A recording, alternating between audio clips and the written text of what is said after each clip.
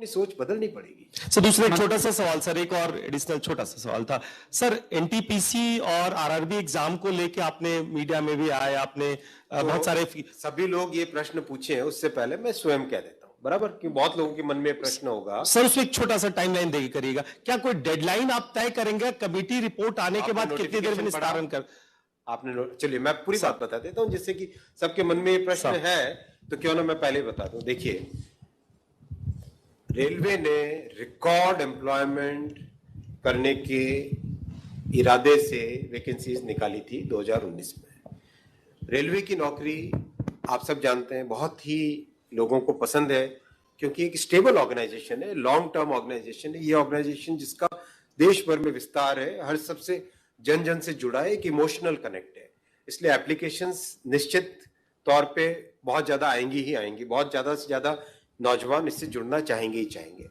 Applications खूब संख्या में आई, 1 करोड़ से ज्यादा आई एनटीपीसी कैटेगरी में भी और लेवल 1 कैटेगरी में भी 1 करोड़ से ज्यादा दोनों जगह आई एप्लीकेशंस। परीक्षा की तैयारी चालू हुई, परीक्षा के हिसाब से पहले जिनको अपॉइंट किया गया, उसके बाद में आया कि नहीं टेंडर करना चाहिए, टेंडर के हिसाब से सीवीसी के रिकमेंडेशंस आए, उसके हिसाब से वापस टेंडर करके नया एक अपॉइंटमेंट हुआ कि ये टेस्ट की एजेंसी होगी।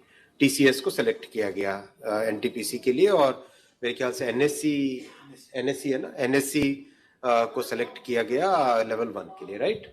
मैं पूरी बात बता देता हूँ जिससे किसी के मन में कोई संदेह न रहे।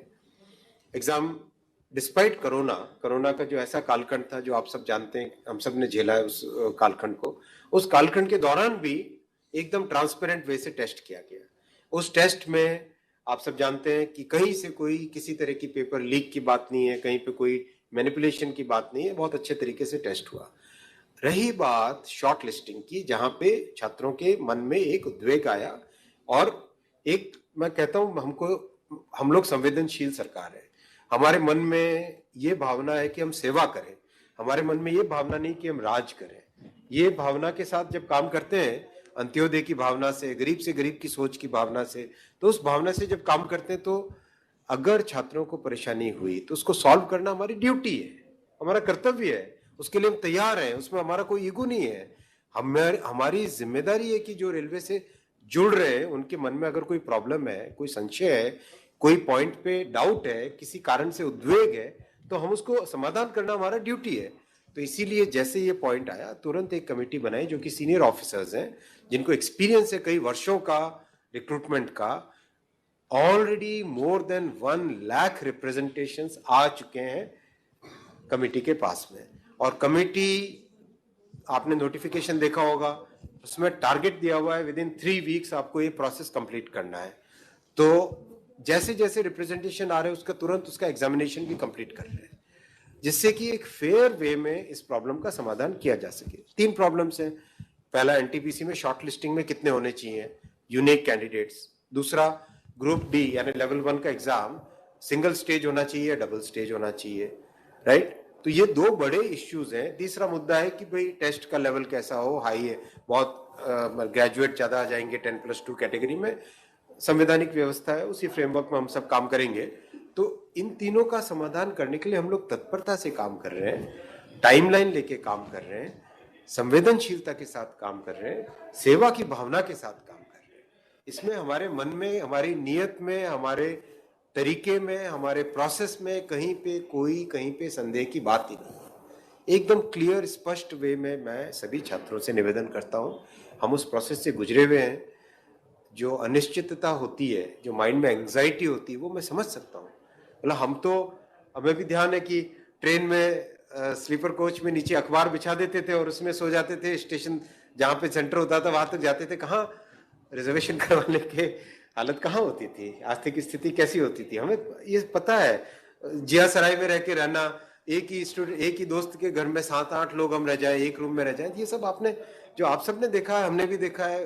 हमारे छात्रों की जो भावना है, उस भावना को हमने महसूस किया हुआ है, उसके साथ संवेदनशीलता से डील कर रहे हैं। मैं नहीं कहता कि इसमें अगर किसी को भी कोई भी डाउट हो तो एकदम खुले में प्रश्न पूछिए, कोई दिक्कत नहीं है, हम एकदम ट्रांसपेरेंटली इसके ऊपर काम करेंगे।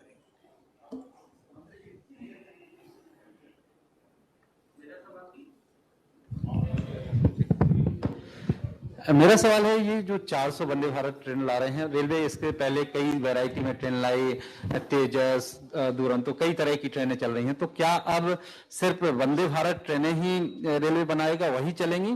और दूसरा, इस बार जो बजट है रेलवे स्टेशन के रीडेवलपमेंट को लेकर कोई टारगेट रखा गया है? कितने रेलवे स्टेशन कितने साल तक डेवलप हो जाएंगे?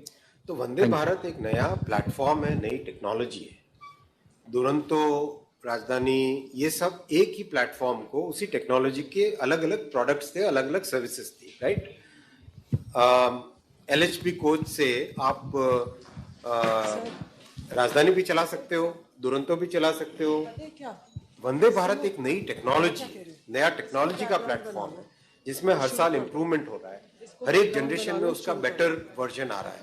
वो है स्टेशन के लिए ऑलरेडी RE बजट का जो रिवाइज्ड एस्टिमेट होता है, उस टाइम में ऑलरेडी 12,000 करोड़ इसके लिए एलोकेशन किया गया था पिछले 3 महीने पहले। तो इसमें स्टेशन के रीडेवलपमेंट का कंप्लीट जिस तरह का विजन है PM साहब का, कि स्टेशन शहर का केंद्र बिंदु होता है, उसके साथ ज्यादा से ज्यादा लोग कैसे जुड़े, कैसे कि मान लीजिए किसी भी शहर में एक यूनिक प्रोडक्ट है। अगर आप जोधपुर में जाओगे तो चतुर्भुज के गुलाब जामुन खाना ही खाना आपको, अगर आप आगरा जाओगे तो पेठा खाना ही खाना आपको, राइट। तो हर जगह का अपना अपना एक प्रोडक्ट होता है। पुणे जाओगे तो चितले बंधु की मिष्ठान भंडार की मिठाई खानी ही खानी होती है। तो एक जो हर एक अपने देश की विविधता का, डाइवर्सिटी का, इसका लाभ, इसका अनुभव हर कोई उठा पाए, पैसेंजर्स उठाए, जो पैसेंजर्स नहीं है, जो शहर के उस जगह आना चाहते हैं, वो उठाएं। उसके लिए स्टेशन की जो कॉन्सेप्ट है, वो कॉन्सेप्ट रेडी है और बहुत जल्दी इसमें बड़ी संख्या में काम चालू करेंगे, बड़ी मात्रा में काम। टारगेट को लेकर क्या कोई टारगेट रखा गया, एक वर्ष में कितने स्टेशन? देखो, टारगेट्स होते हैं और उसके पीछे का काम होता है। अगर हम एक नया मॉडल बना रहे हैं जिसमें कि स्टेशंस के रीडेवलपमेंट का मॉड्यूलर अप्रोच होगी, जिसमें एक अमृत काल में ये मॉडल बना था, ऐसा अगले 50 वर्षों तक लोग देखेंगे, तो उस सोच के पीछे जो मेहनत होती है ना, उस मेहनत के लिए कोई टारगेट काम के नहीं है। जो टारगेट आप रखोगे उससे भी ज्यादा अचीव किए जाएंगे। सर मेरे दो question from no 1 second, Suresh Mishra from Hindu business line, please. Sir, I'll just. Hi, sir. I work for Business Standard now. Yes, sir. Sir, how much is the operating ratio that you are targeting in the 22-23 budget? And my supplementary question is, now that there is no COVID resource gap, sir, over here. Sir, now that there is no COVID resource gap allocation, which was in the previous budget, how will you be spending the extra money that you will be getting? Excellent question. Thanks for asking this absolute financial point. We are targeting 98% operating ratio in the coming year. We believe that we'll better this, we'll improve this. Why I'm saying that? First, we are today already achieving 4 million ton plus loading every day. Unthought of, unheard of. इतने dedication के साथ railway की पूरी team काम कर रही है, और जो भी प्रोसीजरल चेंजेस, बहुत सारे प्रोसीजरल चेंजेस जो सिंप्लीफिकेशन किया है, वो आपके सामने आया नहीं, हमने कभी उसकी प्रसिद्धि लेने की कोशिश नहीं की, लेकिन इतनी तेजी से किस तरह से भारत में कोई भी रेलवे की सेवा लेना चाहे उसको आसानी से वो सेवा मिले, उस पर तेजी से काम चल रहा है। तो already we are 4 million plus, already we have reached. We are now targeting a consistent 4.5 million ton per day. 4.5 पहुंच के फिर how do we reach 5 million ton per day? तो इस तरह की थॉट प्रोसेस के साथ जब फोकस्ड वे में लेजर शार्प फोकस कि किस तरह से हमें देश की लॉजिस्टिक्स कॉस्ट को कम करना है, देश की लॉजिस्टिक्स कॉस्ट को कम करना है, तो इसका मतलब रेलवे का शेयर बढ़ाना है। रेलवे का शेयर बढ़ाना है तो क्या करना है? 1 2 3 4 5 6 ये सब आइटम्स। तो इस तरह से सोच के साथ टीम काम कर रही है, तो रिजल्ट आ रहे हैं, रिजल्ट सामने। तो मुझे लगता है कि even though we have targeted 98%, we should be able to achieve better then that. That is first part of your. Second part था आपका कि पिछली बार कोविड का, राइट। अगर हम देखो, हम लोग जनरली 1200 मिलियन टन से 1230-1240 मिलियन टन साल का होता था, राइट? आप सब जानते हैं नंबर, बहुत कई सालों अच्छे से जानते हैं इस नंबर को। This year we are reaching close to 1400 million ton, 1400 million ton loading, record है वो।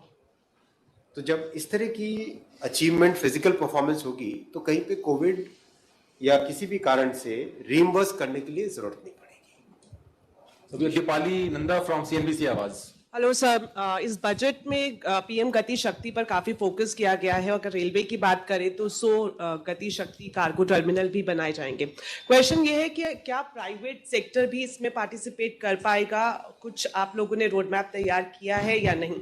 एक और क्वेश्चन है, वंदे भारत को लेकर कई सारे क्वेश्चंस हैं। अगर हम मेक इन इंडिया की बात करें तो कितना पुश मिलेगा, जो लोकल मैन्युफैक्चरिंग है उसको कितना बढ़ावा मिलेगा?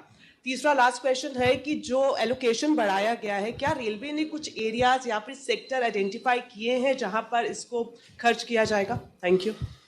फर्स्ट क्वेश्चन, पीएम गति शक्ति फ्रेमवर्क में रेलवे का बहुत ही महत्वपूर्ण रोल है। रेलवे का अहम रोल है। क्यों अहम रोल है? रेलवे के साथ रोड जुड़ती है, रेलवे के साथ वाटरवेज जुड़ते हैं, रेलवे के साथ टेलीकॉम जुड़ता है, रेलवे के साथ पोस्ट जुड़ रहा है अभी, रेलवे के साथ बहुत सारी सर्विसेज, क्योंकि इतना बड़ा मैसिव नेटवर्क, मैसिव इंफ्रास्ट्रक्चर वो रेलवे का है। उसके साथ जब सब जुड़ जाते हैं तो वो मल्टीप्लाई होते हैं, ऐड नहीं होते। 1+1 11 नहीं होता, 1+1 2 नहीं होता, 1+1 11 हो जाता है। उस थॉट प्रोसेस के साथ हम काम कर रहे हैं। उस थॉट प्रोसेस में गति शक्ति टर्मिनल्स किसी भी इंडस्ट्री को अपना मल्टी मॉडल टर्मिनल बनाना हो, उसका फ्रेमवर्क रेडी है। आज ऑनरेबल फाइनेंस मिनिस्टर ने उसका मेंशन किया, I am thankful to her. इसको तेजी से अब आगे ले जाना है। 100 का टारगेट है जिसमें देश भर में जहां पर भी जिस भी इंडस्ट्री को, जिस भी इंडस्ट्रियल क्लस्टर को, जिस भी एरिया को, इंडस्ट्रियल एरिया को, जिस भी वाटरवेज से कनेक्टेड एरिया को, जिस भी फार्मर्स की मंडी को, जिस भी स्मॉल एमएसएमई के क्लस्टर को अपने प्रोडक्ट्स को रेलवे के साथ जोड़ना है, वो सब के सब इसके साथ जुड़ सकते हैं। प्राइवेट लैंड हो, रेलवे की लैंड हो, गवर्नमेंट की लैंड हो, स्टेट गवर्नमेंट की लैंड हो, इंडस्ट्रियल कॉरपोरेशन की लैंड हो, किसी भी लैंड को उसके साथ जोड़ें। जो कनेक्टिंग नेटवर्क बनेगा उस नेटवर्क की मेंटेनेंस की जिम्मेदारी रेलवे लेने के लिए तैयार है। उसमें इलेक्ट्रिफिकेशन की जिम्मेदारी रेलवे लेने के लिए तैयार है। किसी भी तरह का उसमें कोई इंसिडेंट होता है तो उसमें रेलवे का पूरा इंफ्रास्ट्रक्चर उसके साथ जुड़ने के लिए तैयार है। तो ये एक सोच ऐसी है जो कॉम्प्रिहेंसिव सोच है, इस सोच के साथ चल रहे हैं। सेकेंड आपका क्वेश्चन था वंदे भारत के मेक इन इंडिया पे। This is designed in India and make in India का एक्सीलेंट एग्जाम्पल। वंदे भारत अपने आप भारत में अपने ही इंजीनियर्स के ब्रेन से ये डिजाइन हुई है। That's why I said in the beginning, दुनिया भर में हलचल मच गई कि भाई भारत ने कैसे 180 किलोमीटर पर आवर की स्पीड की ट्रेन बना ली। बहुत मुश्किल होता है, 120, 130, 140 तक बहुत सारे देश है पहुंच सकते हैं। जहां तक मेरी जानकारी है 180 तक शायद सिर्फ there are only 8 countries in the world जिन्होंने 180 kmph स्पीड की ट्रेन डिजाइन की है, डिजाइन करके मैन्युफैक्चर की है। तो this is a classic example of design in India, make in India. Third question आपका था जो एलोकेशन बढ़ाया है, क्या कुछ ऐसा? करेक्ट। तो एलोकेशन जो बढ़ाया उसमें हमारी प्राइमरी फोकस रहेगा कैपेसिटी और सेफ्टी से रिलेटेड। तो जितने सुपर क्रिटिकल प्रोजेक्ट्स आइडेंटिफाई हुए थे 3 साल पहले, 3.5 साल पहले, सारे के सारे सुपर क्रिटिकल प्रोजेक्ट्स के लिए एलोकेशन एकदम बढ़ा दिया जाएगा। जितना चाहिए उतना उसमें लगाया जाएगा। क्रिटिकल प्रोजेक्ट्स के लिए एलोकेशन बढ़ा दिया जाएगा। जितने जो अनकनेक्टेड एरियाज के लिए है, उन अनकनेक्टेड एरियाज के लिए जितना चाहिए, जहां लैंड एक्वायर हो चुकी है, उन सब प्रोजेक्ट्स के लिए एलोकेशन बढ़ा दिया जाएगा।